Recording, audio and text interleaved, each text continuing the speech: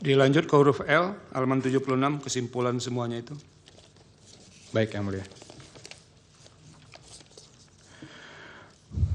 Maka berdasarkan peraturan perundang-undangan yang telah diuraikan di atas, terkait adanya program penggunaan bansos oleh Presiden telah sesuai dengan peraturan perundang-undangan, yaitu berdasarkan pasal 20 ayat 1 huruf F Undang-Undang APBN tahun 2024, Jungto Perpres 63 tahun 2017, serta didukung dengan adanya peristiwa fenomena alam atau bencana banjir yang terjadi di 136 kabupaten kota pada 20 provinsi dari 331 bencana banjir atau sekitar 44% dari total kejadian bencana yang terjadi pada periode Januari hingga Maret 2023 yang berdampak gagal panen akibat banjir berdasarkan data BNPB.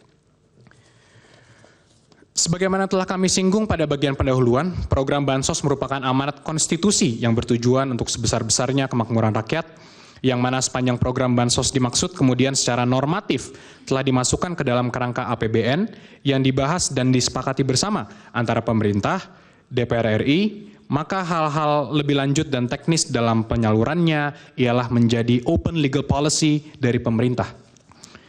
Dalil pemohon yang menyatakan Presiden melakukan 16 kali kunjungan selama 4 bulan pada kantong-kantong suara rendah Prabowo di tahun 2014 dan 2019 kiranya mengada-ngada dan menyesatkan publik. Adapun sebagaimana pemberitaan di berbagai media, kunjungan Presiden dan menterinya dalam kurun waktu tersebut berkaitan dengan penyaluran bansos terhadap masyarakat berdampak banjir dan fenomena El Nino yang terjadi di daerah tersebut, yang diantaranya berdampak gagal panen dan sebagainya.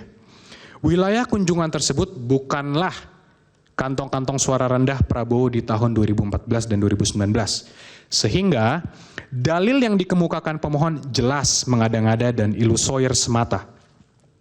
Demikian juga dalil pemohon yang menyatakan pengangkatan PJ Kepala Daerah secara masif untuk mengarahkan pilihan kepada pihak terkait kiranya sangat mengada-ngada dan tidak relevan.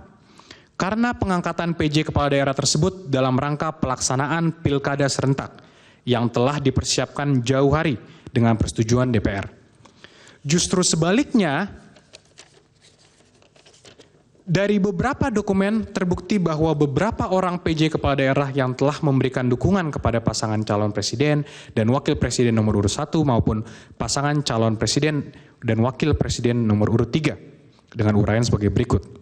Pertama, adanya fakta integritas yang ditantangani oleh PJ Bupati Sorong untuk memenangkan paslon nomor urut 3 dalam kontestasi pemilihan umum presiden tahun 2024. Kasus penggeledahan PJ Bupati Sorong oleh KPK di rumah dinas PJ Bupati Sorong menemukan fakta integritas PJ Bupati Sorong yang diwajibkan mendukung pasangan Ganjar Mahfud.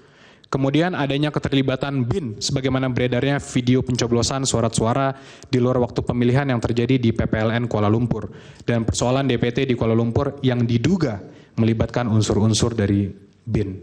Waktunya tinggal 7 menit ya. Baik, Yang Mulia.